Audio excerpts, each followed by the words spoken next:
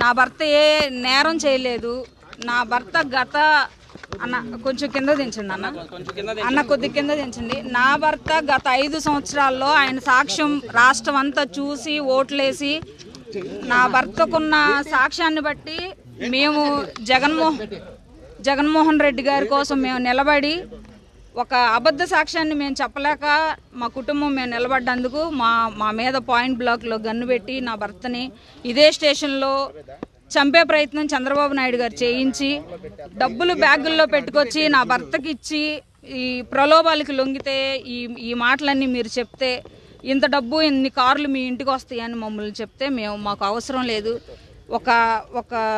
ఒక నిందని ఒక నిజాయితీ కలిగిన వ్యక్తి మీద మేము వేయాలనుకోలేదు అని మేము బయటకు వచ్చినప్పుడు ఆ సాక్ష్యాన్ని చూసి మమ్మల్ని జనాలు ఆదరించి స్టేట్ వైడ్గా నా భర్త ఈరోజు పెద్ద స్టేట్ లీడర్ అయ్యాడు.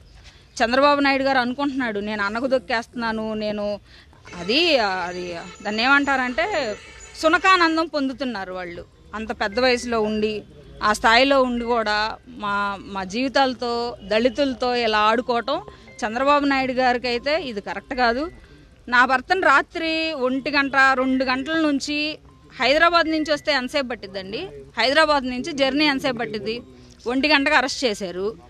ఎన్ని గంటలు పట్టిద్ది? 3 గంటలు పట్టిద్ది, 4 గంటలు పట్టిద్ది. ఎప్పుడు తీసుకొచ్చారు అంటే ఎంత ఇబ్బంది పెట్టారు మమ్మల్ని జర్నీలో కూడా. మేము కార్లు ఎత్తుకుంటుంటే మా కార్లకు అందం, మేము ఫాలో చేసుకుంటుంటే ఎక్కడ ఉన్నాడో తెలియదు. కారుకి ఇట్లా అడ్డం పడి నా భర్త అసలు కారులో ఉన్నాడా లేదా, అసలు ఏమన్నా చేశారా అని వెళ్ళి కార్లకు అడ్డం పడితే నా దగ్గర ఉన్నాయి వీడియోలు తీశారు మా పిల్లలు. కారుకి అడ్డం పడి చూసుకుంటే సోయి లేకుండా కారులో నిద్రపోతున్నాడు, చుట్టూ పోలీసులు, ఆయన ఒక్కడే కారులో.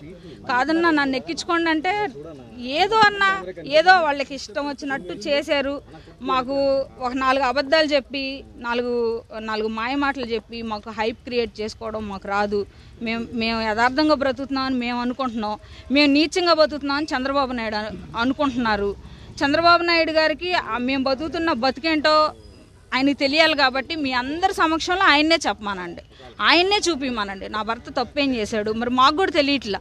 ఆ తప్పులేంటో మీ అందరి సమక్షంలో ఆయన్నే చెప్తే మేము కూడా వింటాం, రాష్ట్ర ప్రజలు కూడా వింటారు.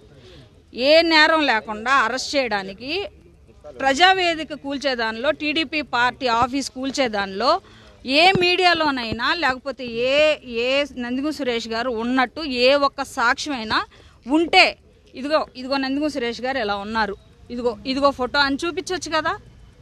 ఎలా అరెస్ట్ చేస్తారు మీరు అనుమానాలతో? అంటే నా భర్త ప్రెస్ మీట్లు గట్టిగా మాట్లాడాడు, మిమ్మల్ని గట్టిగా మీ బాగోతాలన్నీ కడిగి పారేశాడు 5 ఏళ్ళని మీ అక్కస్ని ఎల్లబోసి ఇవాళ నా భర్తను టార్గెట్ చేశారు. అది మీకు తెలీదా? అది మీ అందరికీ తెలియట్లేదా? మీ అందరికీ తెలుసు. ఇది పర్సనల్గా రాజకీయ కక్షపూరితంగానే నా భర్తని అరెస్ట్ చేశారు. ఈ స్టేషన్లో నా భర్తకి ఏదన్నా జరిగితే ఈ రోజు వరకు తను చాలా హెల్దీగా లోపలికి వెళ్ళారు, చాలా యాక్టివ్గా ఉన్నారు.